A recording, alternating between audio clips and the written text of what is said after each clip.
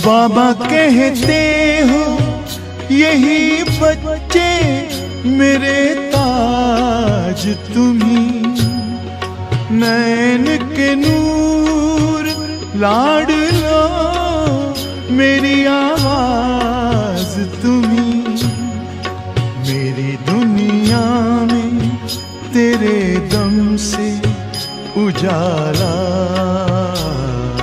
है, तुम्हारे साथ का अनुभव बड़ा निराला है।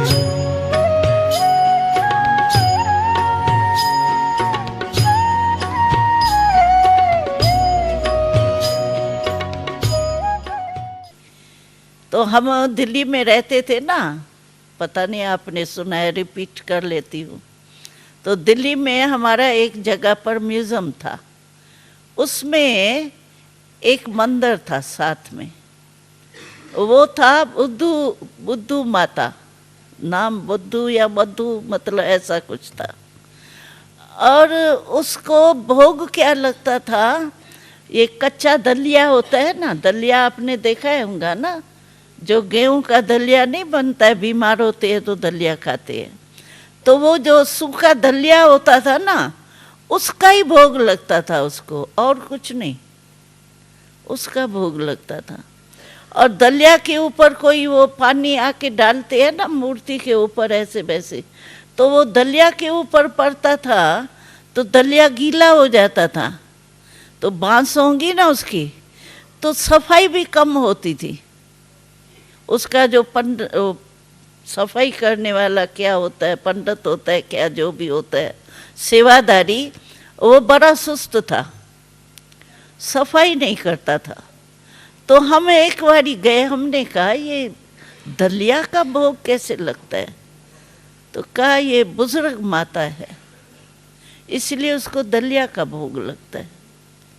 तो पूजा तो हो रही है उसकी, मंदिर बना हुआ है, मंदिर सुंदर है, और माता को भोग लगता है उसका दलिया का और बांस। तो पूजा तो हुई ना, लेकिन ऐसी पूजा होंगी तो क्या होगा।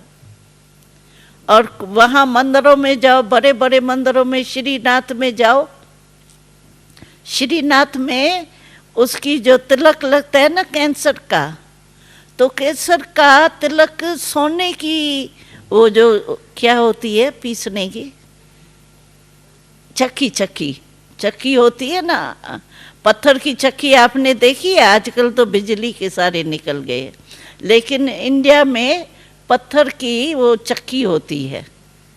तो उस सोने की चक्की, उसमें वो केसर का वो पीसता था और उसका तिलक लगता था उसको। देखो कहाँ श्रीनाथ, कहाँ बुद्धू माता बेचारी। तो देखो पूजा तो हुई ना उसकी, लेकिन कितना फर्क हो गया। इसीलिए बाबा कहते हैं संगम युग में जितनी अपनी आप एनर्जी इकट्ठी करेंगे, उतनी ही आपकी द्वापर से पूजा होंगी और सतयुग त्रेता में राज करेंगे। चलो कई भाई बहने कहते हैं अभी सतयुग में तो तख्त पर 2-2 3-3 थोड़ी राजा रानी बैठेंगे, एक ही बैठेगा ना। तो जन्म ही 8 है तो 8 ही बैठेंगे ना, 16 थोड़ी। चलो युगल बैठे साथ में, बाकी 32 थोड़ी बैठेंगे, तो तख्त तो मिलना ही नहीं है। लेकिन रॉयल फैमिली भी राजा ही है। आप सोचो भाई लक्ष्मी नारायण पहला नंबर जो होगा वो तो हम बन ही नहीं सकते हैं, बाबा मामा मुकर्रर हो गए। अभी हम कैसे कहे हम विश्व महाराजा बनेंगे, लेकिन ये जो रॉयल फैमिली है वहाँ, उन्हों का मर्तबा इतना ही होता है जैसे राजा रानी का। इसका मिसाल बाबा सुनाता है, ब्रह्मा बाबा, आपने सुना होगा मुरली में भी। तो बाबा नेपाल में जब अज्ञान काल की लाइफ थी ना ब्रह्मा बाबा की, तो बाबा ज्वेलरी का काम करता था ना, तो कलकत्ता में था बाबा का, तो नेपाल नज़दीक पड़ता है ना कलकत्ता से, तो नेपाल के राजाएं जो है वो बड़े ठाठ से ताज वगैरह सब पहनते हैं, तो ज्वेलरी भी बहुत पहनती है, राजाएं तो ज्वेलरी पहनते ही हैं। तो बाबा ज्वेलरी दिखाने के लिए वहाँ नेपाल के राजा वगैरह से कनेक्शन था। तो बाबा का जब कनेक्शन था ना, तो बाबा की एक्टिविटी देखकर जो राजा होता था ना मुख्य उस समय का, तो राजा की जैसे दोस्ती बन गई राजा रानियों की। बाबा जाता था और बाबा था भी रमणीक ना, और बाबा की सूरत तो फोटो में भी तो देखते हैं ना आप, जैसे नारायण की मूर्ति है खड़ी है, देखा होगा ना चित्र में। तो इसीलिए सभी को बाबा बहुत एक रमणीक अच्छा लगता था, और बिजनेस में भी होशियार था। उनको एक बारी खुश कर देगा, सस्ता करके आएगा, अरे तुम तो हमारी फैमिली के हो, ले लो क्या है, और दूसरे बारी फिर उन लोगों को ठीक करेगा। तो बाबा होशियार तो बहुत था ना बिजनेस में, तो उन लोगों को बहुत बाबा के ये जो है व्यवहार बिजनेस का बहुत पसंद आता था, और फैमिली मेंबर जैसे बाबा हो गया था उन लोगों के राजाओं के। तो एक बारी राजा ने वो दरबार लगाई, तो बाबा थोड़ी दरबार में बैठेगा, वो तो विजिटर के रीति से बैठेगा ना, नियम है ना उन्हों के राजाई के। तो राजा ने बाबा को कहा, बाबा भगवान की गलती हो गई है, बनाना था आपको राजा, लेकिन बना दिया हमको राजा, लेकिन बनाना वास्तव में आपको राजा था। तो बाबा को ऐसे वो नेपाल वाले जो है वो कहते थे। तो एक बारी बाबा को दरबार दिखाई सारी, जो उन्हों की पर्सनल दरबार होती है ना रॉयल फैमिली की, वो हाल में बाबा को ले गए थे। तो उसमें बाबा ने बताया, मैंने क्या देखा कि जो भी सारी रॉयल फैमिली थी ना, उन सभी के सिर पर ताज था। नहीं तो राजा के सिर पर ताज होता है ना, लेकिन जब रॉयल फैमिली की वो बनी हुई थी दरबार, तो सभी के सिर पर ताज था, जितने भी रॉयल फैमिली है।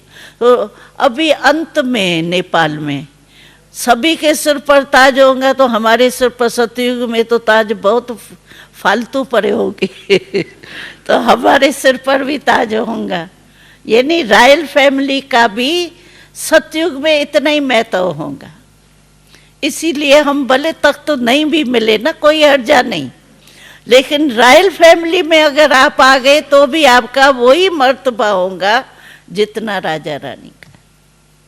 तो रॉयल फैमिली में तो आना है ना, हाँ, तख्त का तो थोड़ा सोचना पड़ेगा, हाँ?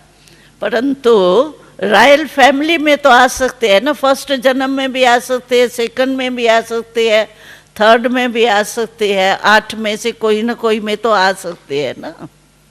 इसलिए पुरुषार्थ ये करो, अभी हमारा न टाइम वेस्ट जाए, न एनर्जी वेस्ट जाए, न हमारी शक्तियां वेस्ट जाए। तुम्हारे साथ का एक पल कई जन्मों से बेहतर है, सफल हर पल हुआ अपना, नजर तेरी जो हम पर है, नजर तेरी जो हम पर है, यही यादें ही रह रह कर चमक जाती है जो बिजली तुम्हारे प्यार से बाबा।